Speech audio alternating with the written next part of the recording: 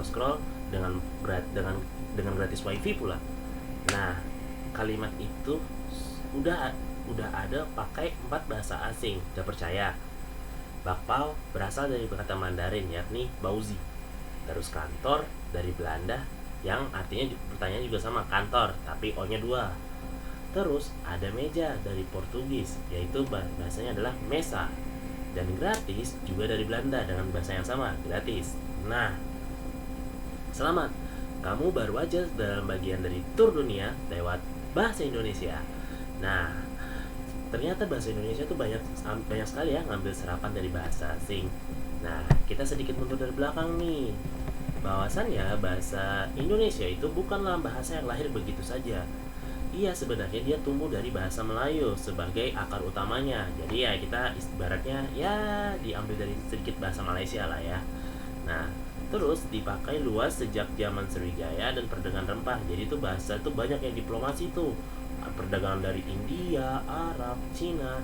Nah, kemudian pada tahun 1928 para pemuda Indonesia bersumpah lewat Sumpah Pemuda, kami menjunjung bahasa persatuan, yakni bahasa Indonesia. Nah, dan sejak saat itu kita nggak cuma punya tanah air dan bangsa, kita juga punya bahasa nasional, yakni bahasa Indonesia.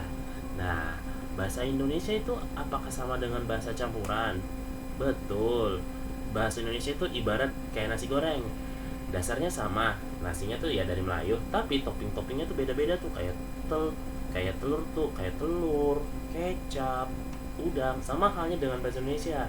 Nah, dasarnya itu kan dari bahasa Melayu, tapi topping-toppingnya itu banyak. Ada yang dari Belanda, ada yang dari Arab, ada yang dari Cina, ada yang dari India, dan sebagainya deh. Nah, contoh menarik, kata-kata Indonesia itu banyak diambil dari banyak serapannya. Yang pertama dari kursi, asal kata itu dari kursi, dari bahasa asalnya dari bahasa Arab yang artinya tempat duduk. Terus ada namanya kata bahasa Indonesia itu resleting. Resleting itu bahasa ambil dia asal katanya itu dari resluting yang berasal dari Belanda yang artinya penutup baju. Terus ada sabun. Sabun hampir sama dengan asal katanya dari sabun yang diambil dari bahasa Arab, artinya pembersih. Cinta. Nah, cinta nih deh, yang lagi jatuh cinta nih. Nah, cinta ternyata asal katanya dari cinta yang diambil dari bahasa Sanskerta, yakni perasaan. Nah, dan kata yang Indonesia yakni mie asal katanya dari mian, yang bahasa asalnya itu dari Mandarin atau dari Cina, yang artinya makanan. Nah, terus kita lagi mengulas lagi nih, bahasa Indonesia apakah bisa disebut bahasa yang ramah? Pastinya iya dong. Coba bandingkan deh. Dalam bahasa Inggris, I'm going to the market, dan dalam bahasa Indonesia artinya saya pergi ke pasar. Simpel kan? Jadi kayak I'm going to the market, terlalu banyak istilahnya perumpamaan bahasanya. Kalau dalam bahasa Indonesia ya saya pergi ke pasar. Udah. Simpel kan? Nah, bahasa Indonesia itu sebenarnya enak dipelajari, logis dan gak ribet, teman-teman semua. Nah, dan kita punya fun fact lagi, bahwasannya bahasa Indonesia itu sudah dipelajari di 52 negara. Wah, banyak ya, 52 negara. Ibarat gimana ya kalau 52? Ibarat main bola saja tuh dua tim saja nggak cukup kok. Begitu ya kan. Nah, jadi jangan dianggap remeh. Ada ribuan orang dari Australia, Jepang, Mesir, bahkan orang Polandia yang dari Eropa sana lagi belajar loh tentang bahasa Indonesia. Woi, gimana gak bangga coba kita sebagai orang Indonesia senang pakai bahasa Indonesia. Nah, kenapa hal itu demikian? Karena bahasa Indonesia itu secara perumpamaannya dia sekali dikatakan logis, fleksibel, kaya budaya, dan bisa dipakai ngobrol di 17.000 pulau yang ada di Indonesia. Nah, fun fact-nya, ada fun fact lagi nih. Fun fact-nya, tahun 2024 bahasa Indonesia ditetapkan sebagai bahasa resmi di Sidang Umum PBB. Yes. Nah, Jadi keren dong, berarti bahasa kita yang pakai buat ngetrik caption Instagram itu sekarang bisa dipakai loh di pidato Perserikatan Bangsa-Bangsa. Nah, jadi jangan heran deh teman-teman semua kalau kita senang dalam bahasa Indonesia. Nah, terus jadi setiap kali kamu ngomong, mager banget deh scroll TikTok sambil makan bakpao, ingatlah kamu sedang memakai bahasa yang penuh dengan sejarah, pengaruh dunia, dan kini diakui secara global. Tantangan buat kamu deh. Coba sebutkan 5 kata yang kamu pakai sehari-hari tapi bukan asli dari bahasa Indonesia. Tulis di kolom komentar atau share ke teman-temanmu biar juga ikut emes dan berbangga dengan bahasa Indonesia. Oke? Saya Swift dulu.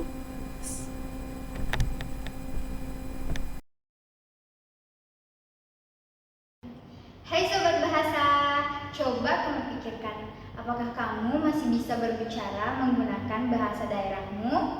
Nah, bahasa daerah bukan hanya sekadar dialek loh, tapi dia juga hidup di dalam cerita nenek, dalam lagu daerah, dalam upacara, dan dalam cara kita berbicara dengan orang tua. Salah satu contoh bahasa daerah yang paling keren adalah bahasa Jawa, di mana kita tahu ada 3 tingkatan, yaitu ngoko ketika kita menggunakan untuk berbicara dengan teman sebaya, krama yang digunakan untuk berbicara dengan orang tua atau orang yang lebih tua, dan krama inggil yang digunakan untuk berbicara dengan pejabat dan para bangsawan. Itu mirip dengan sistem kesopanan yang ada di Jepang loh, yaitu keigo. Nah, dalam satu kata makan aja bisa jadi bukan bahasa Jawa aja loh yang jadi contohnya, banyak bahasa daerah lain yang gak kalah keren loh. Contohnya bahasa Minang yang banyak dipakai di perantauan. Nah, uniknya itu pola katanya itu mirip dengan bahasa Tagalog dari Filipina. Ada juga bahasa Batak yang ekspresif banget dan jadi pondasi budaya keluarga. Selain itu ada bahasa Bali yang penuh dengan spiritual dan sistem kasta dalam penggunaannya, dan jangan lupa bahasa Bugis yang penuh dengan makna dalam penggunaannya. Oke? 3. Apa Sobat Bahasa tahu hubungan antara bahasa daerah dengan bahasa asing? Ternyata bahasa-bahasa daerah di Indonesia memiliki rumpun yang sama dengan bahasa di wilayah Pasifik dan Asia Tenggara, yaitu rumpun Austronesia. Apa itu rumpun Austronesia? Meski terdengar berbeda, banyak kata yang mempunyai akar yang sama. Sobat Bahasa dapat melihat beberapa contoh tambahan perbandingan kosakata dalam beberapa bahasa Austronesia, di mana air dalam bahasa Jawa banyu, bahasa Tagalog Filipin tubik, bahasa Maori Selandia Baru wai, bahasa Hawaii wai. Dan ada juga ayah dalam bahasa Jawa bapak, dalam bahasa Tagalog Filipina ama, bahasa Maori Selandia Baru matuatane, dan bahasa Hawaii berarti papa. Kenapa bahasa-bahasa tersebut bisa mirip? Dikarenakan bahasa-bahasa ini berasal dari satu nenek moyang linguistik yang menyebar lewat migrasi ribuan tahun lalu. Leluhur bangsa Austronesia diyakini berasal dari Taiwan bagian selatan, lalu menyebar ke Filipina, Indonesia, Pasifik, hingga Madagaskar. Dan fun fact-nya, bahasa Malagasy di Madagaskar juga satu rumpun dengan bahasa Indonesia loh. Contohnya, ada air dalam bahasa Malagasy berarti rano, dan bahasa Jawa atau Sunda yang mengatakan rano. Dan api dalam bahasa Malagasy mengatakan api, dan dalam bahasa Indonesia kita mengatakannya api. Untuk lebih lanjutnya, mari kita membahas mengenai peta-peta dan infografi dari bahasa penyebaran bahasa Austronesia. Hai Sobat Bahasa, mari kita membahas lanjut mengenai peta rangkuman infografis dari penyebaran bahasa Austronesia, di mana dalam peta tersebut, Sobat Bahasa dapat melihat merah muda yang menunjukkan wilayah asal Taiwan, yaitu Formosan, di mana bahasa Austronesia diyakini berasal dari pulau tersebut, sekitar 4.000 hingga 5.000 tahun lalu di pulau ini. Bahasa-bahasa Formosan berkembang dan mereka membentuk cabang tertua dalam keluarga Austronesia. Sedangkan kuning dan hijau menandakan sebaran utama bahasa Barat Melayu Polinesia, di mana dari Taiwan, para penutur Austronesia bermigrasi ke Filipina lalu ke wilayah Indonesia, Malaysia, hingga Madagaskar. Di barat, mereka juga menyebar ke timur, ke Nusa Tenggara, Papua, Melanesia, Mikronesia, dan akhirnya ke Polinesia, menempati pulau-pulau terpencil seperti Hawaii, Tahiti, dan Selandia Baru. Austronesia dibagi menjadi 2 cabang besar, yaitu Formosan yang hanya ditemukan di Taiwan, Malayo Polinesia yang meliputi semua wilayah lainnya.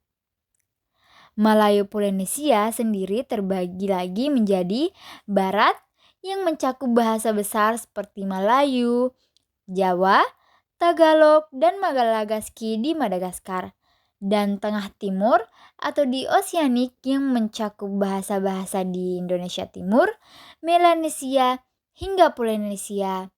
Dan lingkaran biru dan ungu di peta tersebut menandakan cabang ke Pulau Pasifik dan Madagaskar, yaitu Oseanik, Malagasy, dan lain-lainnya. Dari suatu rumpun bahasa tersebut menjadikan keterkaitan antara bahasa Indonesia, bahasa daerah, dan bahasa asing.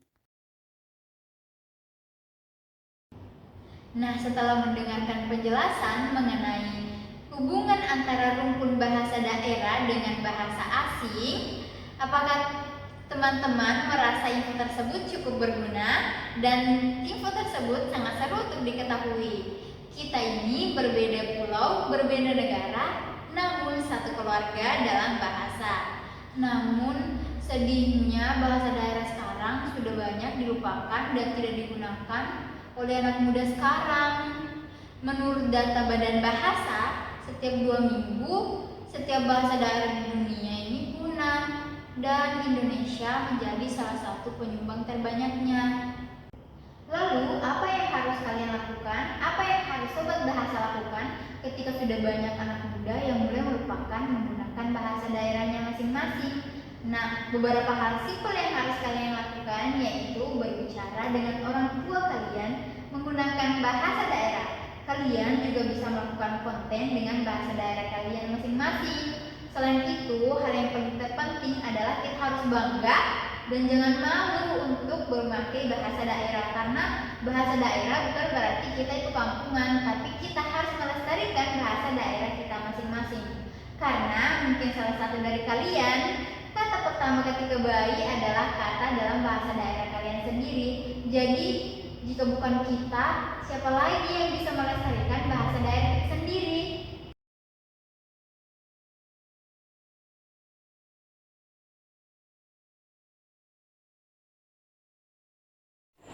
Hai Sobat Digital, perkenalkan nama saya Teresya Selviani. Sebelum mulai, pernah gak sih kamu ngomong kayak gini? Gue batalin meeting barusan, terus buru-buru untuk ngeprint tugas kuliah. Karena baterai laptop gue udah kritis banget, udah lowbat parah. Nah lo, tanpa sadar, kalimat barusan memakai bahasa Indonesia, bahasa Inggris, bahasa anak zaman now, dan sedikit bumbu drama di dalamnya. Kalimat tadi itu nggak cuma curhatan harian, tetapi jadi bukti nyata bahwa bahasa Indonesia itu sangatlah adaptif. Bahasa Indonesia itu bisa digabungin dengan kata-kata dari luar, tetapi tetap terasa akrab bagi kita. Bahasa Indonesia itu kayak backpack yang penuh dengan oleh-oleh dari berbagai negara.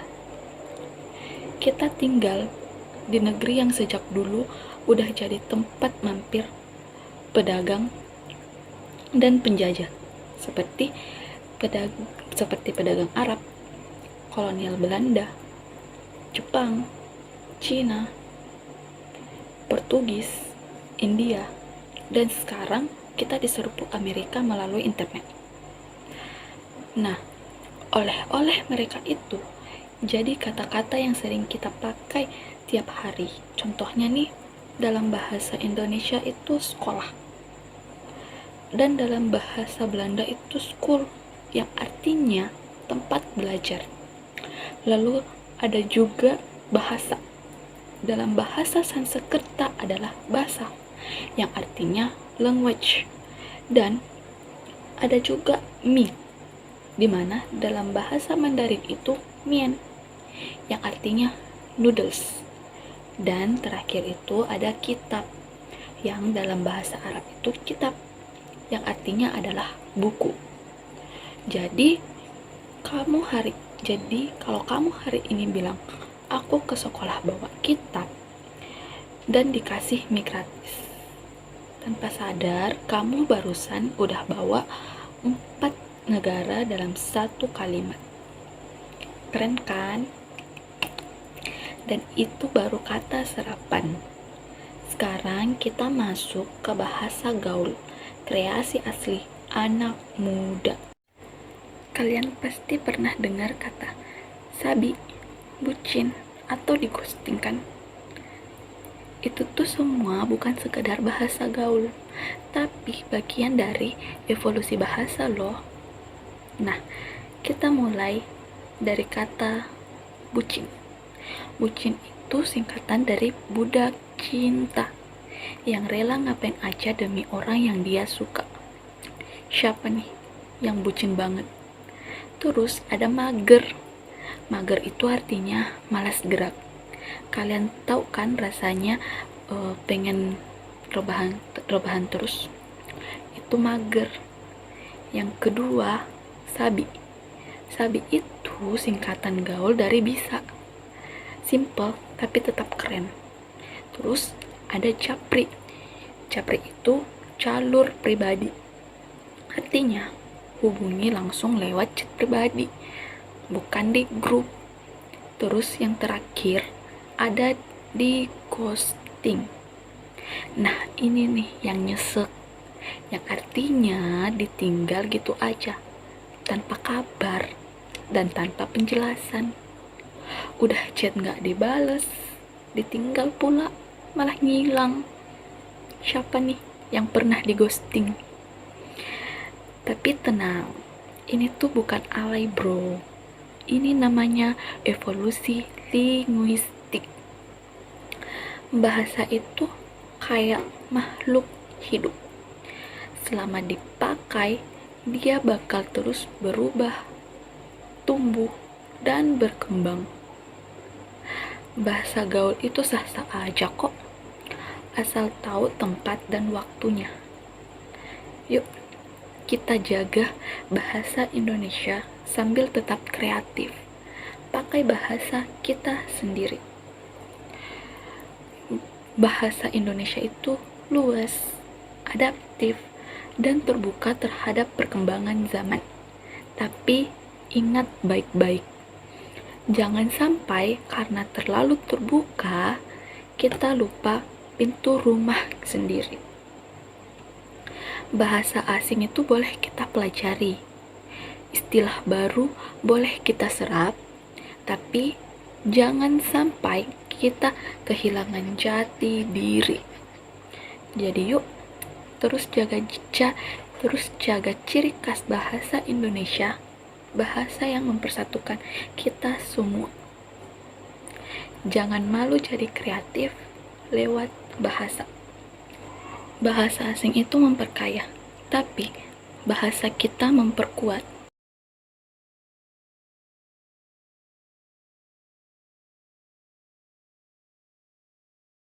Oke teman-teman, perkenalkan nama saya Chelsea Afresalong. Di sini saya akan melanjutkan pembahasan materi sebelumnya. Kalian tahu nggak sih, pada tahun 2024 itu bahasa Indonesia diresmikan sebagai bahasa resmi di sidang umum Perserikatan Bangsa-Bangsa. Yes, dunia mengakui bahwa bahasa Indonesia itu adalah bahasa besar. Nah, pengakuan bahasa Indonesia di dunia internasional kini bukan hanya menjadi bahasa nasional di negara kita loh, tetapi juga mulai digunakan dan dipelajari di berbagai belahan dunia. Ini tuh adalah pengakuan internasional bahwa bahasa Indonesia itu memiliki peran penting sebagai bahasa global. Hal ini menunjukkan bahwa bahasa Indonesia yang kita gunakan sehari-hari sudah bisa digunakan untuk pidato di forum dunia. Nah, pengakuan ini tuh tentu bukan terjadi begitu saja. Ini tuh merupakan sebuah hasil dari sejarah panjang, jumlah penuturan yang besar, dan pengaruh budaya Indonesia yang sudah mendunia.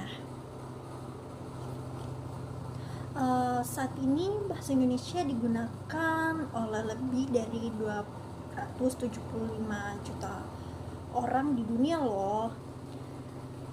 Selain itu, bahasa ini juga digunakan di negara tetangga seperti Timur Leste, Malaysia, dan Brunei Darussalam. Dan yang lebih membanggakan lagi, ternyata bahasa Indonesia digunakan lebih dari 52 negara loh. Nah, beberapa universitas ternama di Australia, Jepang, kemudian Korea Selatan, dan juga Mesir bahkan membuka kelas khusus bahasa Indonesia. Ini membuktikan bahwa bahasa Indonesia itu semakin diminati karena strukturnya yang logis, kemudian mudah untuk dipelajari dan kaya akan budaya. Nah, untuk mendukung pembelajaran bahasa Indonesia bagi warga asing, pemerintah Indonesia menyelenggarakan program yang disebut BIPA atau Bahasa Indonesia bagi penutur asing. Nah, program ini mengajarkan bahasa Indonesia secara sistematis kepada warga asing. Nah, baik untuk kebutuhan studi, pekerjaan, maupun integrasi budaya.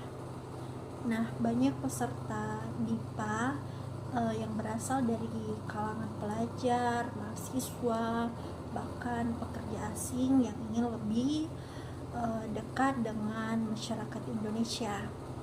Nah, uniknya ternyata banyak dari mereka menyatakan bahwa bahasa Indonesia itu menyenangkan untuk dipelajari. Nah, misalnya itu mereka menganggap kata lagi atau kenapa sebagai kata yang menarik karena penggunanya itu sangat fleksibel dalam percakapan. Penggunaan bahasa Indonesia juga semakin terasa di dunia digital loh. Banyak konten kreator dari luar negeri seperti konten kreator di TikTok dan di YouTube. Mereka itu membuat video yang menggunakan bahasa Indonesia. Nah, mereka membahas berbagai hal, mulai dari makanan khas Indonesia seperti rendang. Mereka juga belajar bahasa daerah seperti bahasa Jawa dan Sunda, hingga mereka itu mencoba mengucapkan dialog sinetron Indonesia. Nah, ini tuh adalah suatu bukti bahwa bahasa Indonesia itu bukan hanya sekedar alat komunikasi, tapi juga menjadi bagian dari daya tarik budaya yang mendunia. Bahasa Indonesia sudah diakui dunia. Sekarang giliran kita yang bangga untuk memakainya.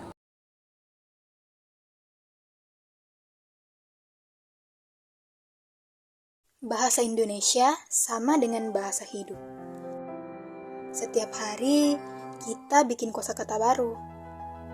Misalnya, gue literally nggak bisa join Zoom-nya.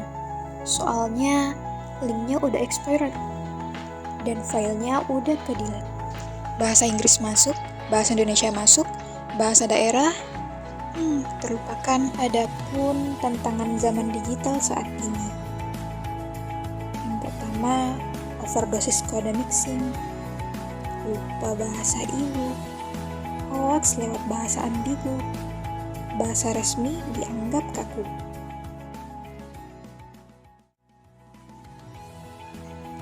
Yang pertama yaitu overdosis kode mixing, di mana penggunaan campur kode secara berlebihan, dua bahasa atau lebih digunakan secara bergantian dalam satu kalimat atau percakapan, seringkali tanpa kesatuan yang jelas. Ini membuat komunikasi menjadi tidak efektif atau bahkan menghilangkan esensi bahasa asli.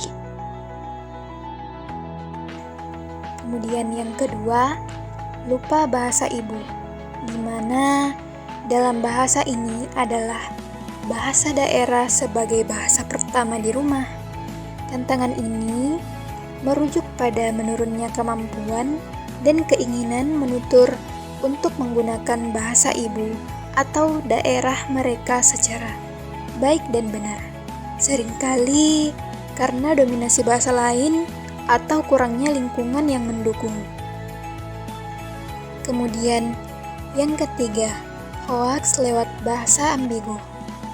Penggunaan bahasa yang tidak jelas, ambigu, atau bermakna ganda oleh pembuat hoax untuk menyebarkan informasi yang salah atau menyesatkan.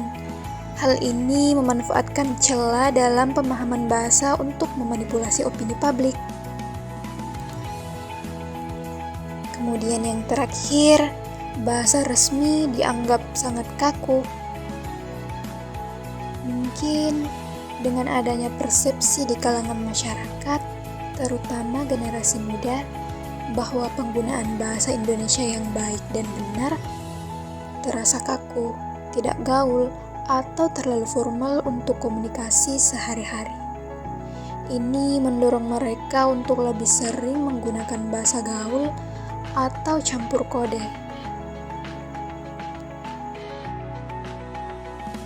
Lalu, siapa yang menjaga bahasa kita?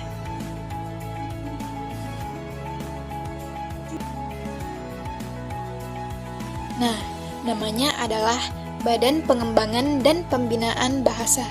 Singkatnya adalah Badan Bahasa. Mereka ini tugasnya menyusun KBBI dan PUEBI. Kemudian pelestarian bahasa daerah, penelitian linguistik, program BIPA, uji kemahiran berbahasa Indonesia atau UKBI.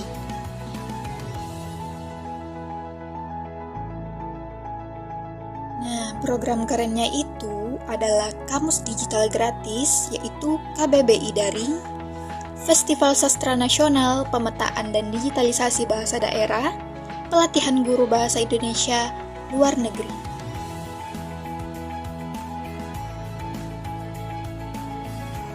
Jadi, kekuatan sejati bangsa Indonesia tidak hanya terletak pada kekayaan sumber daya alamnya, ataupun keberagaman budayanya, tetapi juga pada bahasa yang mempersatukan dan merefleksikan identitas kita sebagai bangsa Indonesia. Menjaga dan mengembangkan bahasa adalah investasi jangka panjang untuk masa depan bangsa kita.